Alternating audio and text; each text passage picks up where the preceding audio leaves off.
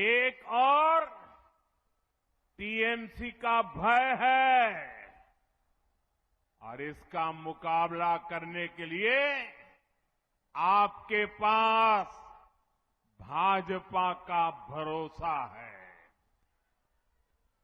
एक और टीएमसी के कटमनी और करप्शन का भय है, दूसरी ओर विकास को तेज रफ्तार देने वाली भाजपा का भरोसा है।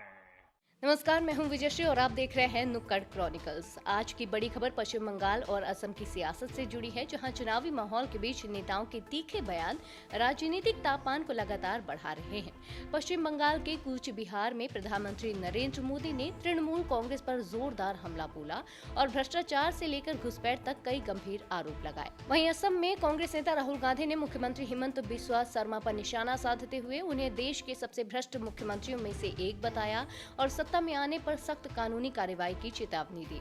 इन बयानों के बाद दोनों राज्यों में सियासी माहौल और ज्यादा गर्म हो गया है। पश्चिम बंगाल के कूच बिहार में आयोजित एक विशाल चुनावी सभा को संबोधित करते हुए प्रधानमंत्री नरेंद्र मोदी ने तृणमूल कांग्रेस पर तीखा हमला बोला। उन्होंने कहा कि टीएमसी के पापों का घड़ा अब भर चुका है और बंगाल की जनता अब बदलाव चाहती है। प्रधानमंत्री ने दावा किया कि चुनाव के बाद भ्रष्टाचार में शामिल लोगों के खिलाफ सख्त कार्रवाई की जाएगी और एक एक कर उनका हिसाब लिया जाएगा। प्रधानमंत्री नरेंद्र मोदी ने अपने संबोधन में इतिहास का जिक्र करते हुए कहा कि साल 1905 में मजहबी ताकतों ने बंगाल में लाल इश्तेहार जारी किया था, जिसके बाद बड़े स्तर पर हिंसा और नरसंहार की घटनाएं सामने आई थी। उन्होंने आरोप लगाया कि आज की तृणमूल कांग्रेस की राजनीति उसी दौर की याद दिलाती है और राज्य में सामाजिक तनाव बढ़ाने की कोशिश की जा रही है। प्रधानमंत्री ने यह भी कहा कि पश्चिम बंगाल में लोकतंत्र कमजोर हुआ है और संवैधानिक संस्थाओं की अनदेखी की जा रही है। उन्होंने दावा किया कि राज्य में भ्रष्टाचार और अपराध बढ़े हैं, जिससे आम जनता परेशान है। प्रधानमंत्री ने कहा कि एक ओर टीएमसी के भ्रष्टाचार का भय है तो दूसरी ओर भाजपा पर भरोसा है, जो विकास को गति देने का वादा करती है।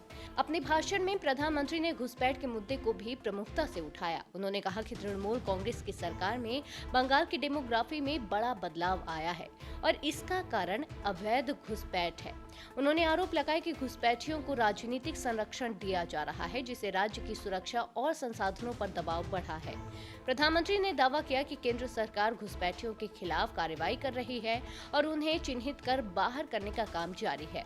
प्रधानमंत्री नरेंद्र मोदी ने कहा कि भाजपा का लक्ष्य सिर्फ सत्ता हासिल करना नहीं, बल्कि राज्य का समग्र विकास करना है। उन्होंने कहा कि भाजपा सरकार बनने पर विकास योजनाओं को तेजी से लागू किया जाएगा और जनता को बेहतर सुविधाएं उपलब्ध कराई जाएंगी।